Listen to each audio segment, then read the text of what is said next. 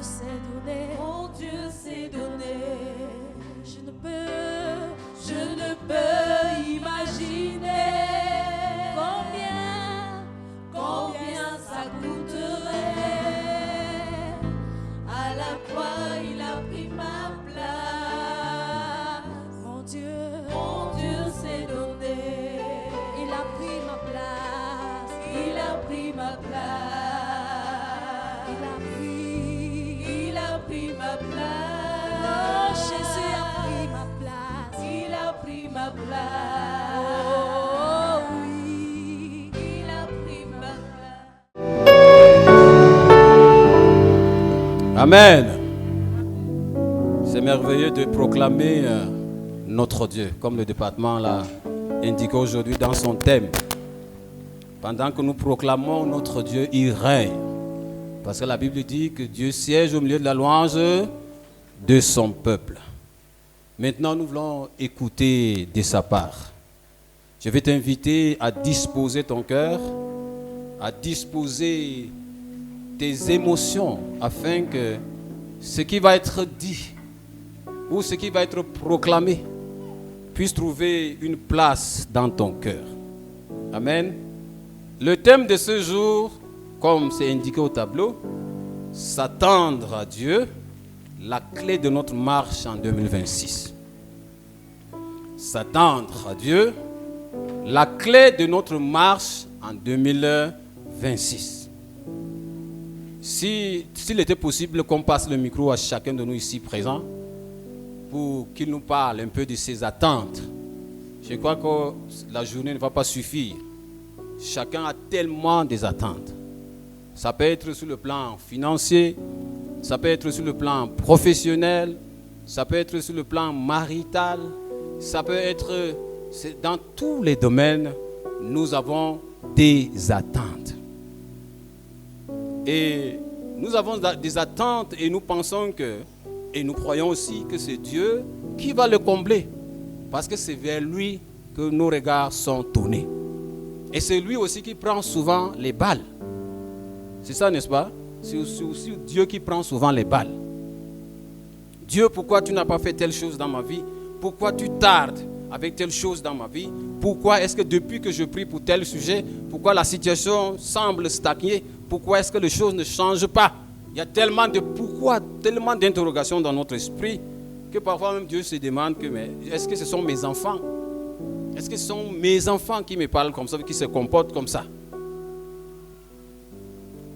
Mais si nous voulons ramener la situation à notre niveau et que nous avons un père biologique, tout le temps on se plaint. Toi, Dieu, tu n'as pas fait ça dans ma vie. Pourquoi ça tu n'as pas fait? Mais Dieu, ton père, à un certain moment, il sera exaspéré. Il va dire que mais cet enfant, est-ce qu'il comprend même ce qu'il dit?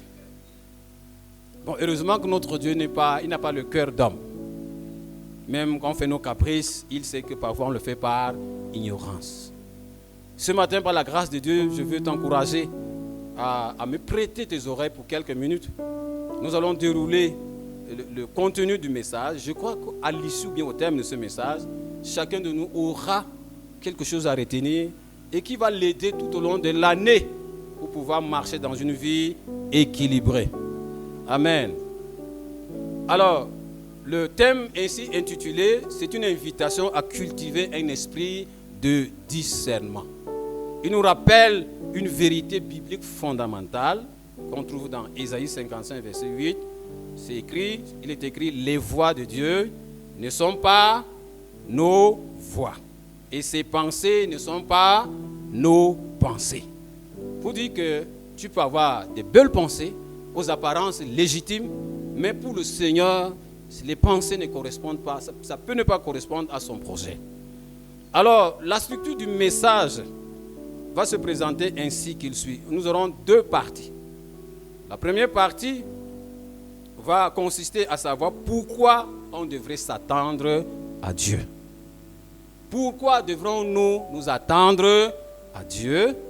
Et en deuxième lieu, nous allons expliquer comment s'attendre à Dieu. Je crois que le Saint-Esprit va me donner, je crois que c'est lui qui va parler au cœur de chacun ici présent. Amen. Première partie, pourquoi S'attendre à Dieu. Selon vous, est-ce que quelqu'un a un élément de réponse? Pourquoi devrons-nous nous attendre à Dieu? Alors, je vais vous donner, je vais vous épargner de cet exercice. Je vais le faire moi-même. Le premier aspect que je relevais, qui répond à cette question, c'est celui-ci. Nous devrons nous attendre à Dieu pour la simple raison que l'agenda n'est pas le nôtre. Notez ça. L'agenda n'est pas le nôtre. On est d'accord, non?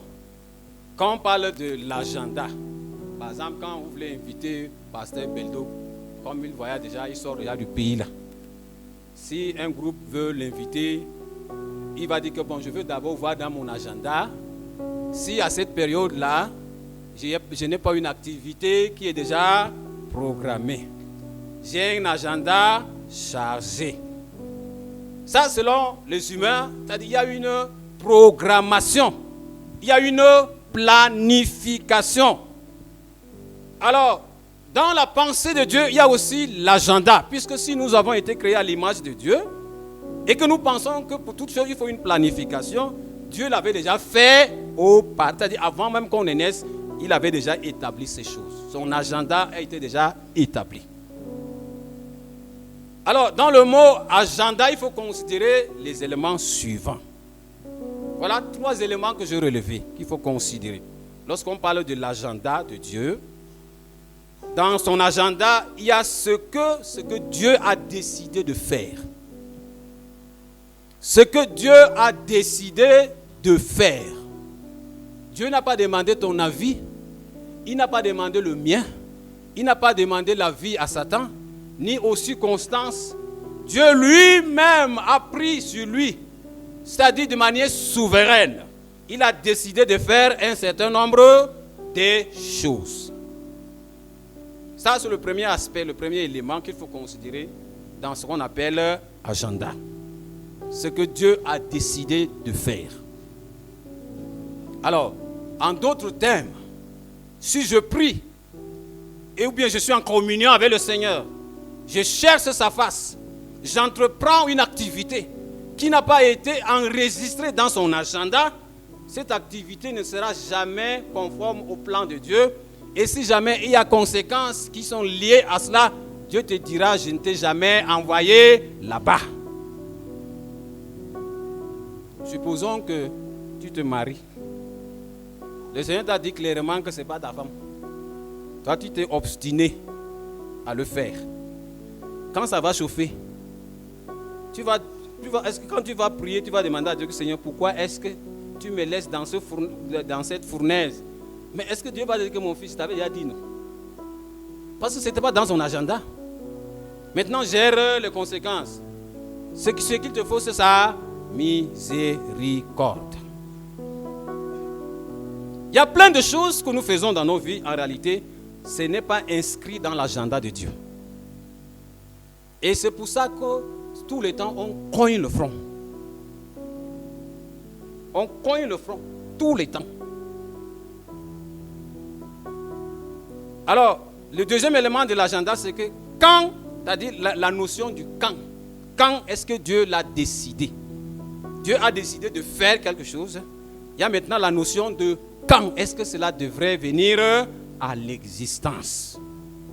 C'est pour dire qu'il ne faut jamais forcer le plan, ce que Dieu a pour nous. Il ne faut jamais forcer, il ne faut jamais être pressé. Ce n'est pas de la passivité, ce n'est pas une invite à la passivité, mais c'est plutôt une invite au discernement.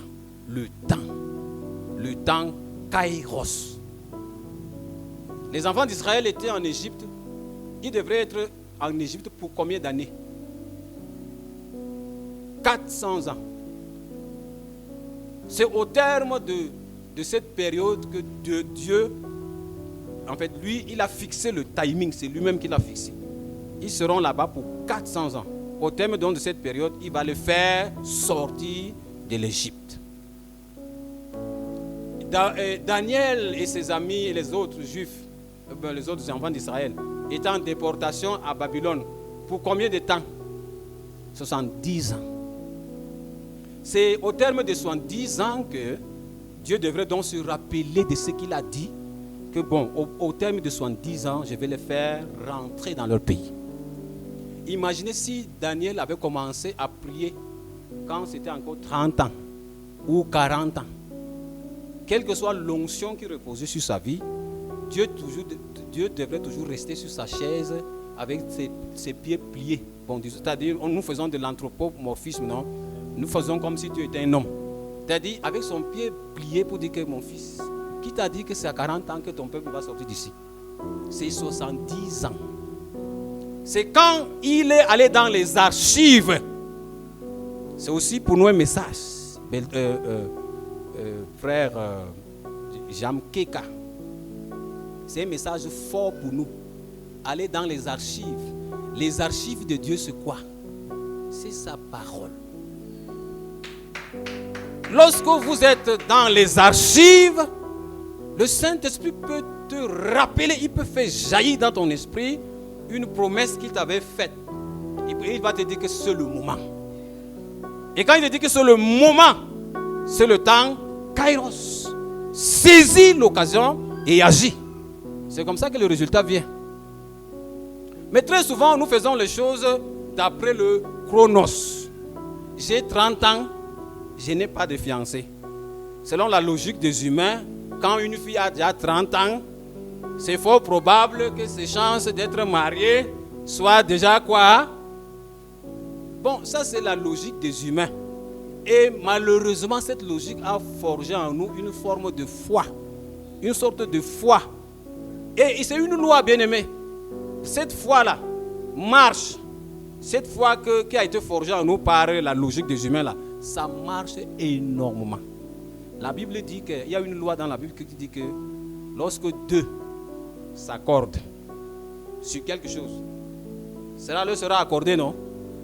Toi, tu t'es accordé. Ça dit, toi, jeune fille, jeune gars, surtout les jeunes filles, vous vous êtes accordé avec cette logique humaine que, bon, à 30 ans, c'est difficile que j'ai un mari. Bon, l'ennemi, comme tu as déjà cru que c'est difficile, non? L'ennemi saisit cette foi. Il crée les situations difficiles pour que tu n'aies pas de mari. Libéré, qui vous a dit qu'à 30 ans, on ne se marie pas? Qui vous a dit ça? Ça écrit où?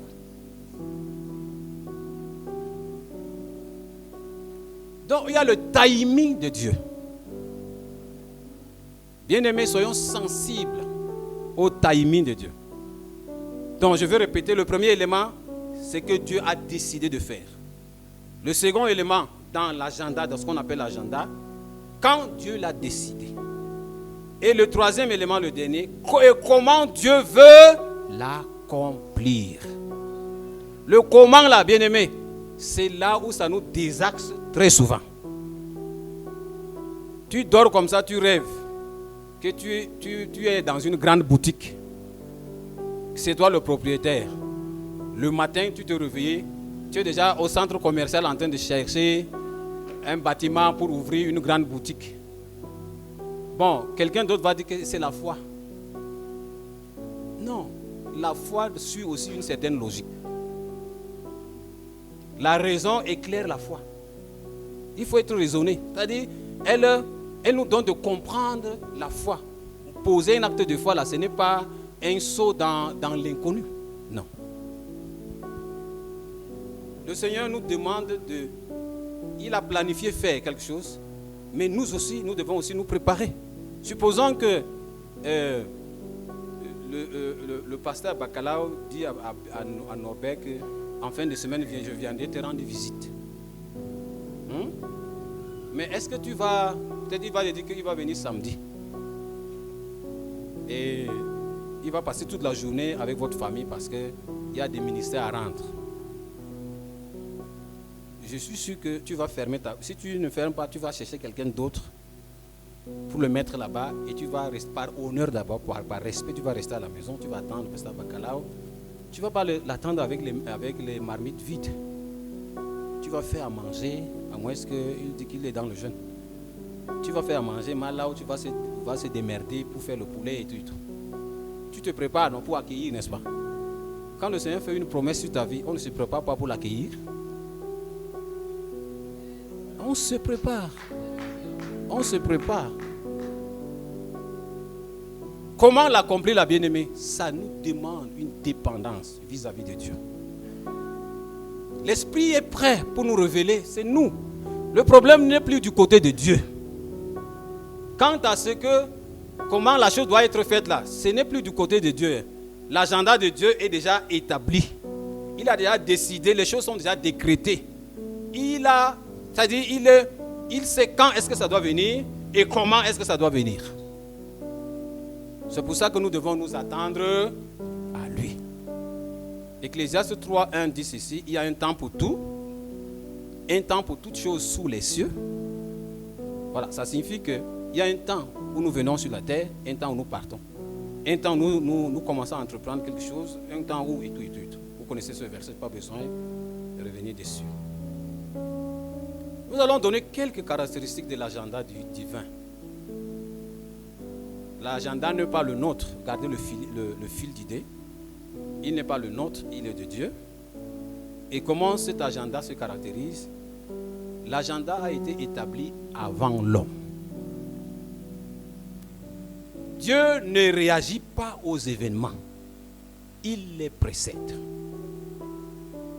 Amen. Dieu ne réagit pas aux événements, il les précède. Amen. Jérémie 1, verset 5. Avant que je t'eusse formé dans le ventre de ta mère, je te connaissais. Frère Félicien, ce n'est pas un fruit du hasard que tu sois dans cette communauté. Ce n'est pas un fruit du hasard que tu sois au Cameroun pour un temps. Nous bénéficions de la grâce qui repose sur ta vie. Peut-être en retour, tu profites aussi. Non, mais c'est le Seigneur qui a fait les choses ainsi. Alors, ce verset montre que l'appel et la mission existent avant même la naissance. L'appel et la mission, c'est-à-dire, Dieu t'appelle et il te confie une mission là. Ces choses, il les a établies avant que tu ne sois né.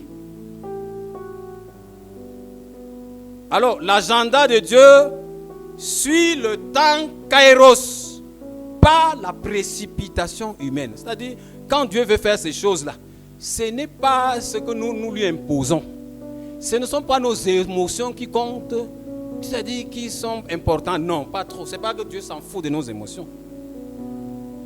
C'est le temps kairos. Tant que le temps kairos n'est pas arrivé, bien-aimé, tu n'as qu'à attendre.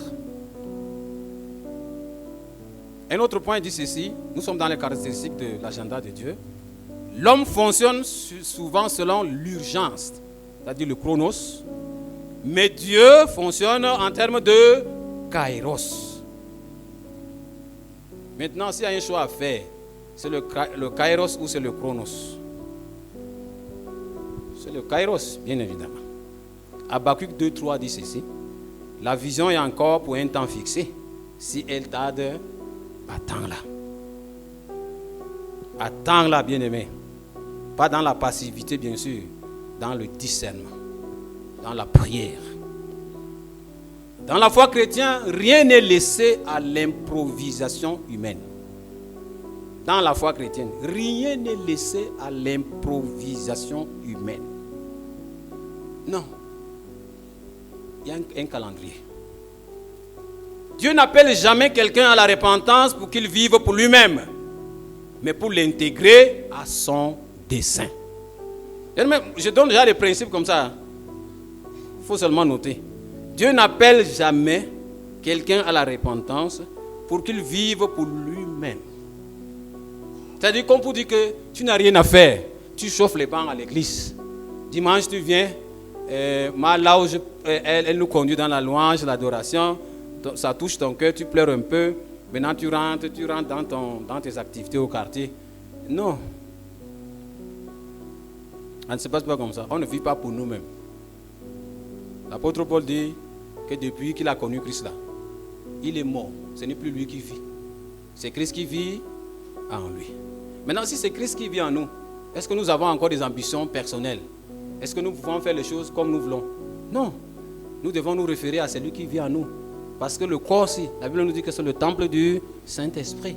Il a été racheté au prix de la vie de Christ. Son sang a été répandu pour que ce corps soit racheté. Ou bien nous soyons rachetés. C'est vrai que le corps aussi est encore sujet au péché, sujet à l'inquiétude et tout et tout. C'est pour ça qu'il faut toujours appliquer la rédemption sur le corps aussi chaque jour. Je crois que vous comprenez ce que j'ai en train de dire. Le jour où vous êtes né de nouveau, c'est votre esprit qui est régénéré. Votre corps, lui, n'est pas régénéré. C'est pour ça que vous péchez encore. C'est pour ça que je pêche encore.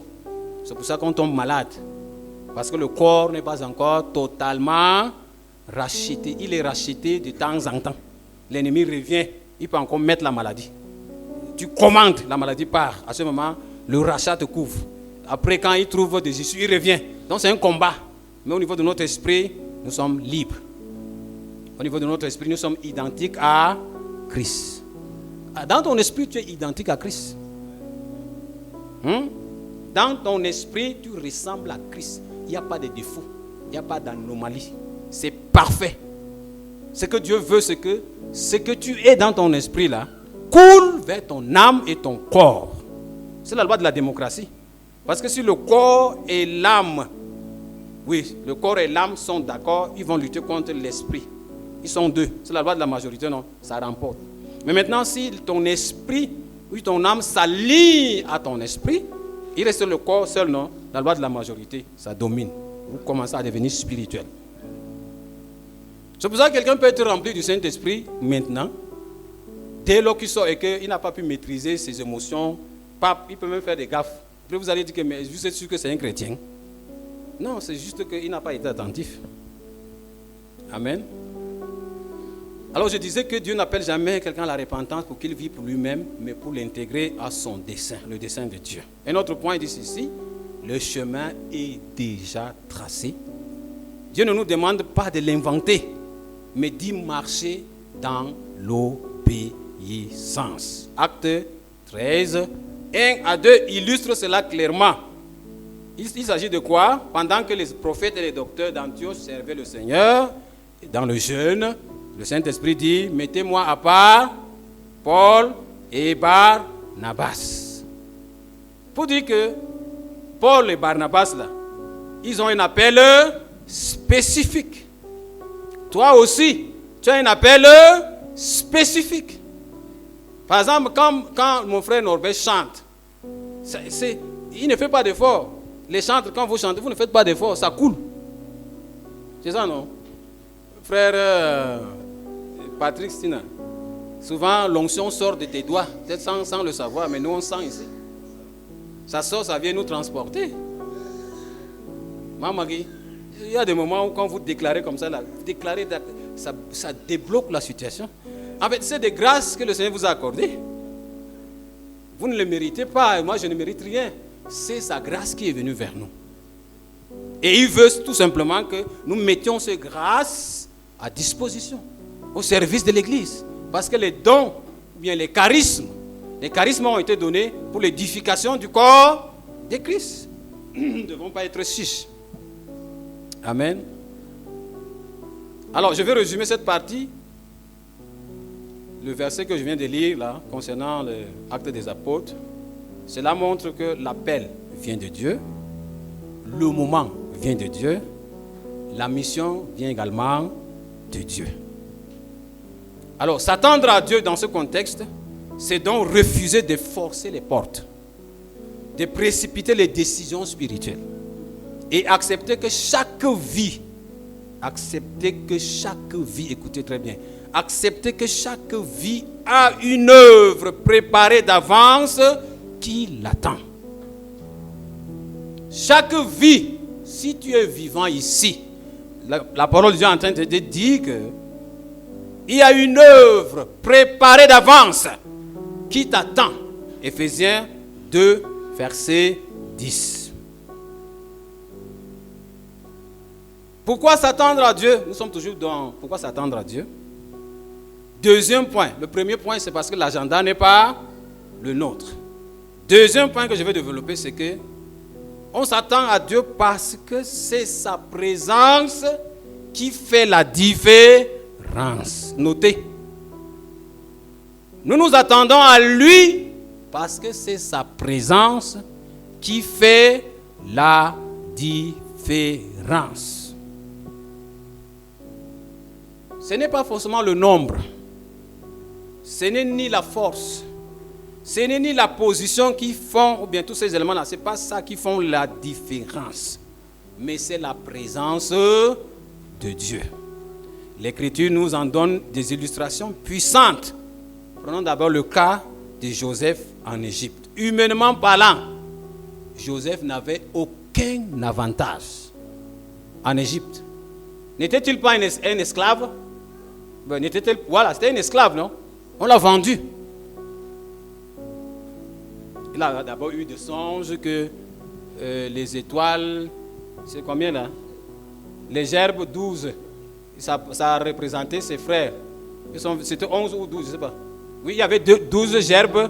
Les 11 là se sont prosternés devant l'autre. Donc ses frères ont vite compris que tu es en train de nous dire que tu vas dominer sur nous.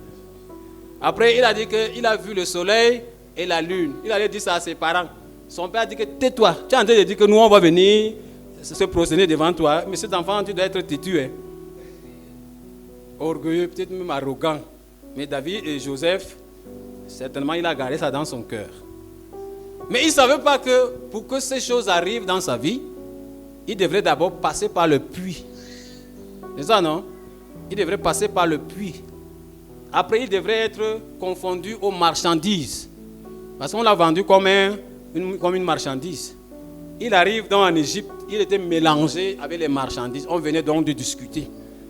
Mais Joseph m'a dit que, attends, tout ce que j'ai vu là, c'était des illusions. Je suis maintenant esclave dans un pays lointain qui n'est pas le mien. On va l'acheter. Mais la Bible nous dit que Dieu était avec Joseph. Dans la maison de Potiphar, Joseph a été établi comme intendant. Et ses biens ont commencé à prospérer. Pourquoi? Parce qu'il transportait la présence de Dieu.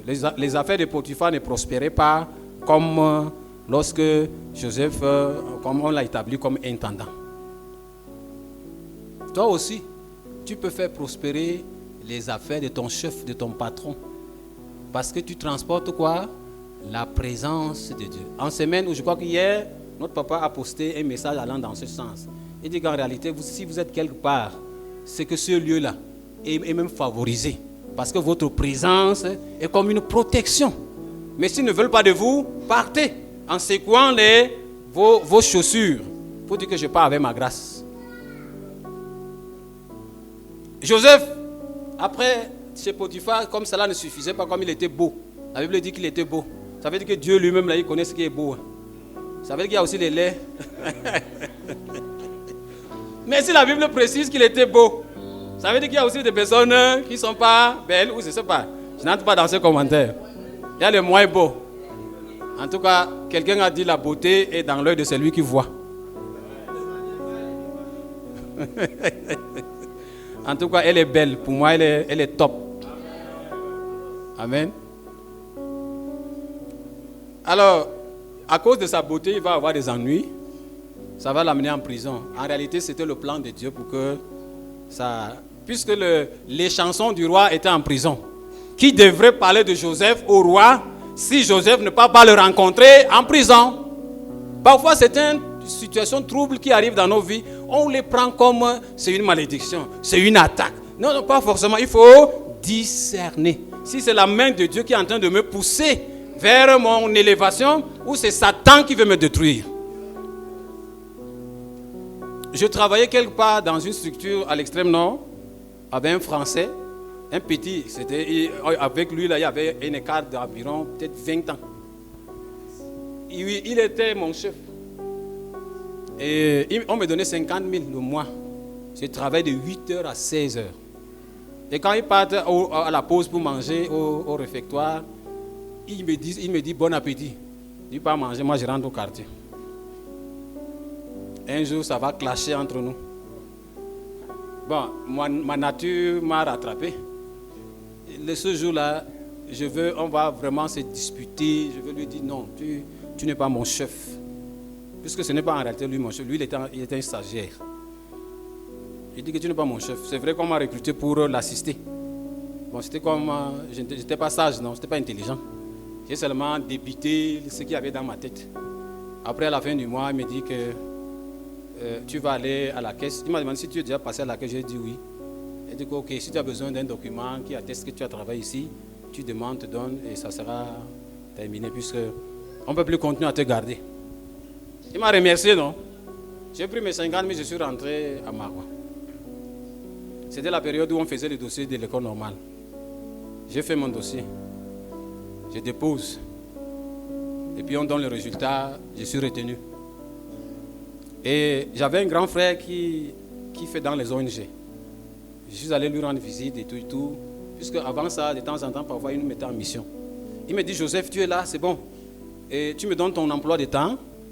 Et je veux programmer les missions en fonction de ta disponibilité. Vous voyez ça? C'est-à-dire que les prestations, il dit que quand il va envoyer les équipes sur le terrain, lui, il me prend, moi, on me prend comme prestataire. Et vous savez ce qu'un prestataire gagne? Ce n'est pas différent, ce n'est pas comme le permanent. Le permanent, lui, il a son salaire fixe. On lui donne quelques trucs des honoraires quand il passe sur le terrain. Mais moi, je suis prestataire. Ça veut dire qu'on paye comme si on payait un salaire avec des honoraires à l'appui. Je lui ai dit que bon, c'est pas grave, je lui ai donné mon emploi. Donc chaque fois, il m'appelle, il dit qu'il y a telle mission. Parfois même au bureau, il me donne une mission, il dit qu'il fait mal les statistiques. Si je prends 2 jours, j'ai 300 000. Celui-ci me donnait 50 000. Mais l'autre là, j'ai fait 3 jours, j'ai 300 000. La dernière mission que j'ai faite, c'était dans les 10 jours. On m'a donné 550 000. À l'école normale, je n'avais pas de problème. Vous voyez, si c'est que je m'étais agrippé au premier poste de 50 000, je devrais donc tourner là en rond. Mais le Seigneur était en train de préparer quelque chose de meilleur pour moi. Bon, je m'appelle aussi Joseph. Hein. Peut-être que je serai aussi Premier ministre au Cameroun, je ne sais pas. Amen.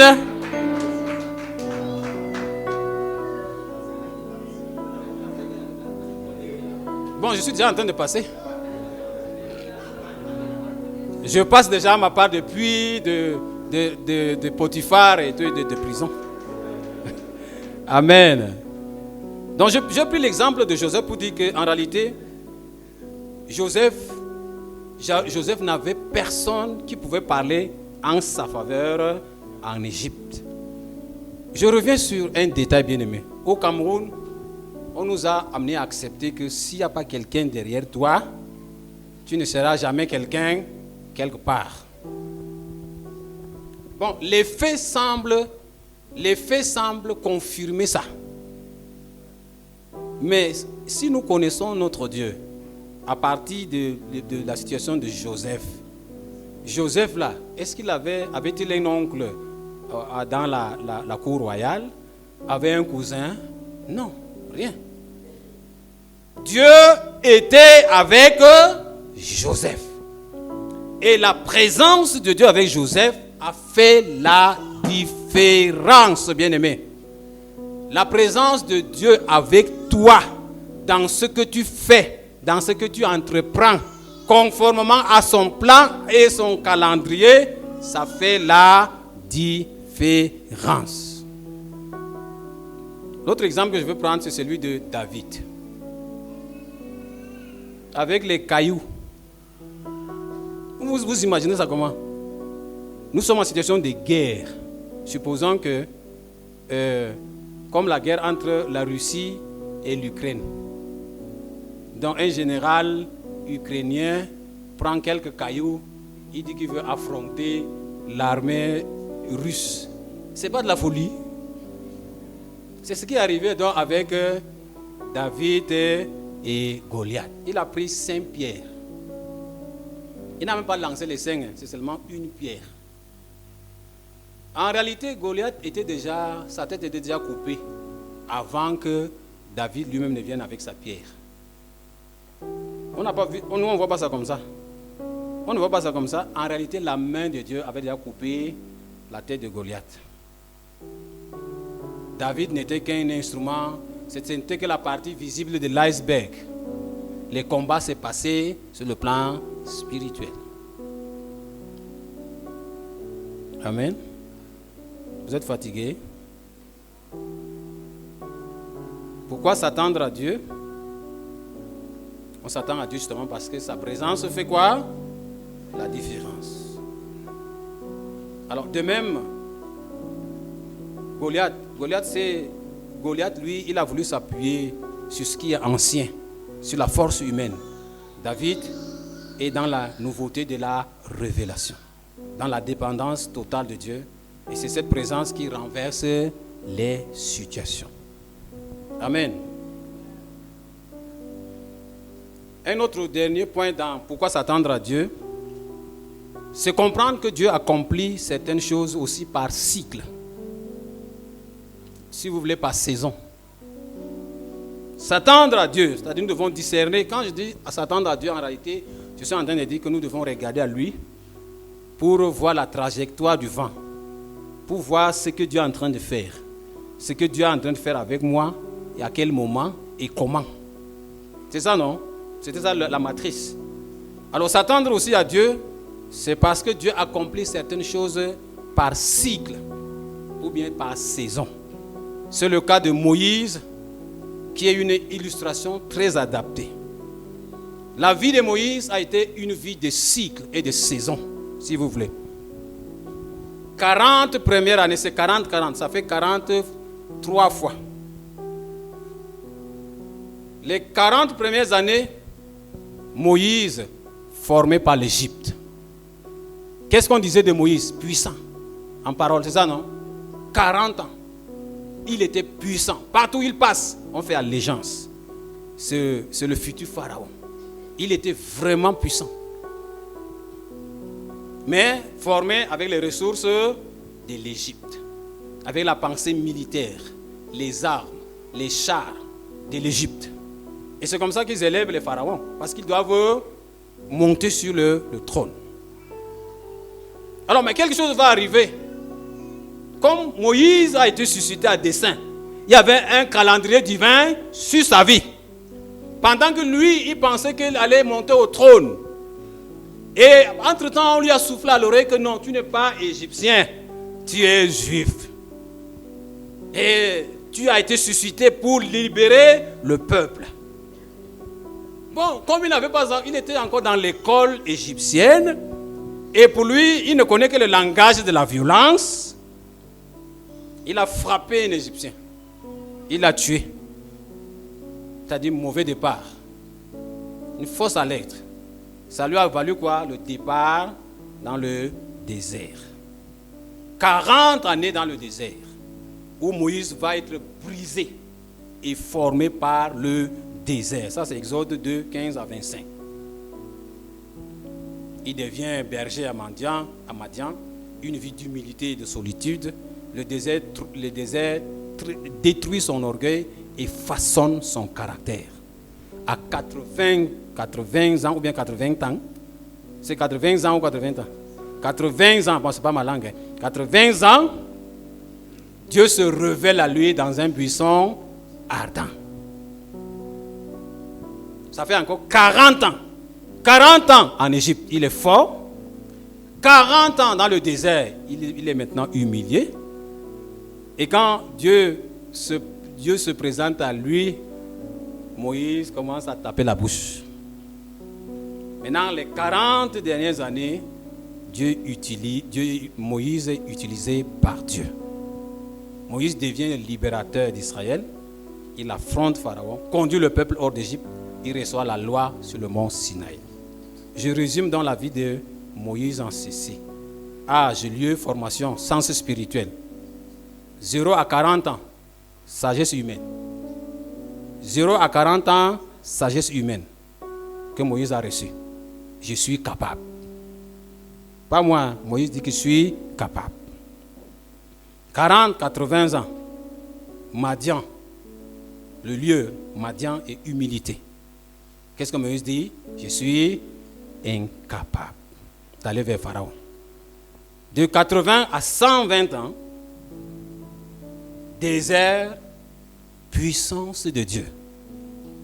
Dieu est capable. Bien aimé, les choses arrivent dans nos vies par saison. Il y a des saisons de formation, il y a les saisons de désert, il y a aussi les saisons d'élévation. Nous devons nous attendre à Dieu pour discerner si je suis dans une phase où je suis capable, où je suis incapable, où Dieu est capable. Si nous ne discernons pas, nous allons prendre là où Dieu est capable, nous allons dire que non, je suis capable. Et Dieu résiste aux orgueilleux. Le dernier point de notre message, c'est comment s'attendre à Dieu. Le moyen le plus sûr, c'est sa parole. Je ne connais pas une autre voie que je vais vous montrer. Je n'en connais pas. Si vous en avez, donnez-moi une. Le moyen le plus sûr, le manuel d'utilisation, c'est sa parole. Alors, il ne s'agit pas d'une attente passive, mais nous devons être dans une posture spirituelle active, faite de foi, de fidélité et de discernement. La Bible est le manuel qui nous donne la direction. Par la parole de Dieu, le meilleur moyen de savoir comment s'attendre à Dieu, c'est sa parole. La Bible n'est pas seulement un livre d'instruction. Elle est un guide vivant qui nous enseigne clairement le chemin de l'attente confiante. Amen. La Bible nous dit que la parole de Dieu est décrite comme une épée à double tranchant. Qu'est-ce qu'elle fait, l'épée? Ah bon, avant d'y revenir, je veux rentrer dans la Bible. Je veux dire que l'univers dans lequel nous vivons est truffé de lois, c'est-à-dire il est constitué de lois spirituelles. Il est constitué de principes. Alors, Dieu n'ira jamais à l'encontre des lois qu'il a établies. Peut-être il peut les enfreindre de manière souveraine, mais très souvent, il nous soumet aux lois. Si vous les appliquez, ça donne résultat. Vous n'appliquez pas, pas de résultat. Le monde spirituel, tout à l'heure je causais avec un frère ce matin, le monde spirituel ne connaît pas le langage des émotions. Ce n'est pas son problème. Tu pleures, tu fais quoi? Tu cries. Tant que ce n'est pas une clé que lui reconnaît, que tu envoies, ça ne s'ouvre pas. Alors, ces lois, la Bible nous édifie suffisamment là-dessus. C'est-à-dire, comment s'attendre à Dieu, non? Il faut manipuler les lois spirituelles. Jésus, c'est lui-même qui a donné le ton. Il arrive quelque part, il trouve un figuier. Le figuier était tellement verdoyant. Et puis, il s'attendait à trouver des fruits, c'est ça, non? Et puis, il se rend compte qu'il n'y avait pas de fruits. Et puis, qu'est-ce que Jésus dit? Que personne ne cueille quoi? Je paraphrase, non? Pour dire que c'est fini pour toi, on ne va plus jamais cueillir un fruit sur toi. En fait, dans le tourisme juif, c'est-à-dire dans le tourisme juif, quand je dis tourisme juif, comprenez? C'est-à-dire un figuier, pour qu'il soit comme ça, avant qu'il soit vert comme ça, pour qu'il soit vert, il donne d'abord des fruits. Alors, donc, ça veut dire que c'est un figuier hypocrite. Jésus dit que Jésus le maudit. Oui, c'est même une malédiction, non? Qu'est-ce que Jésus venait d'activer comme loi? La loi, là, on peut la trouver dans quel verset de la Bible? Il y a un verset qui dit que la vie et la mort sont au pouvoir de la langue. Jésus a parlé sur le figuier. Ça s'est éteint. Voilà. 18, 23 ou 21? 22. Voilà. Et quand Jésus a parlé sur le figuier n'est pas mort instantanément. Hein. Ils sont partis, non? Le jour suivant, quand il passait, les disciples se sont rendus compte que le figuier l'avait séché. Il y a un message très fort là-dedans. Quand vous parlez sur une situation, il y a des gens qui s'attendent à un miracle instantané. Ça peut arriver. Mais regardez, le figuier peut nous enseigner. Jésus a parlé, mais le feuille est encore là. Tu peux parler sur une maladie, les symptômes sont encore là. N'est-ce pas? Jésus a parlé sur le figuier, les feuilles étaient là, mais le figuier a commencé par sécher de l'intérieur, c'est-à-dire à partir de ses racines. Pour qu'un arbre meure, il faut que les racines meurent d'abord. Alors, tu as parlé sur une situation, non? La situation est en train de mourir à partir de ses racines. Mais tu vois encore le feuille de la situation. Ça peut être des symptômes et tout, et tout, et tout. Ne tombe pas dans le piège de l'incrédulité. La situation est déjà morte. C'est question de temps. Le figuier est déjà mort. C'est les feuilles qui nous donnent l'impression qu'il vit encore. La vie et la mort sont au pouvoir de la langue. Alors, il y a une parole qui dit dans 1 Pierre 2, 24, je crois que c'est ça. Par les maîtresses de Christ, nous avons été guéris. C'est ça, non? C'est une loi spirituelle. C'est-à-dire, quand tu convoques les maîtresses de Christ, le monde spirituel se met en branle pour dire que ce qu'on est en train de convoquer, c'est établi, c'est irrévocable. Alors, pendant que tu proclames, je déclare que par les maîtresses de Christ, je suis guéri, cette parole sort comme une épée. C'est l'épée. Qu'est-ce qu'elle fait? Elle dessouche la maladie. Elle dessouche la maladie. Elle dessouche la pauvreté. Elle dessouche toute fausse identité. Elle te remet à ta place. Bien, mais est-ce que vous comprenez ce que je suis en train de dire? Peut-être que mon français n'est pas bien. Ok, merci Beldo. L'épée entre, la Bible dit qu'elle pénètre jusqu'à séparer quoi? Jointure et moelle. Elle juge les pensées et les sentiments. Il n'y a pas un endroit où l'épée de Dieu ne peut pas atterrir, même en enfer. Elle atterrit. Elle a la capacité de découdre le plan de l'ennemi. C'est-à-dire de découdre, les tailleurs comprennent ce que je suis en train de dire. C'est-à-dire de défaire les décrets qui avaient été placés sur ta vie, sur tes finances, sur ta santé, et tout, et tout, et tout.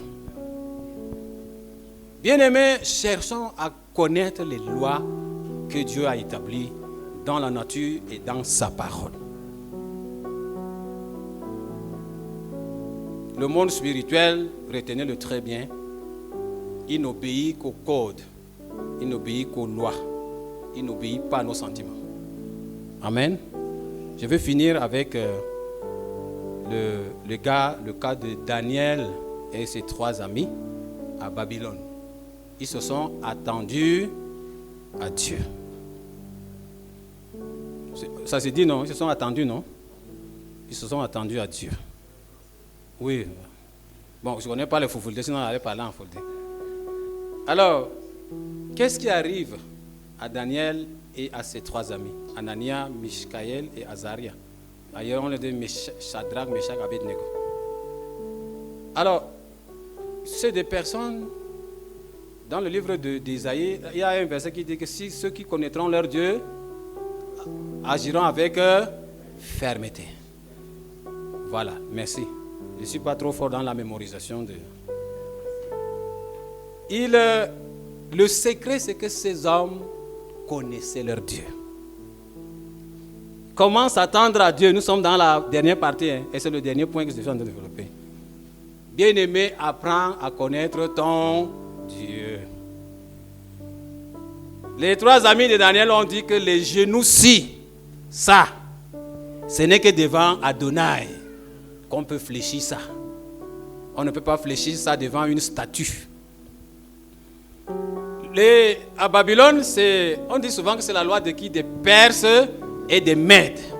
Même le roi est tenu de respecter la loi qui prévaut.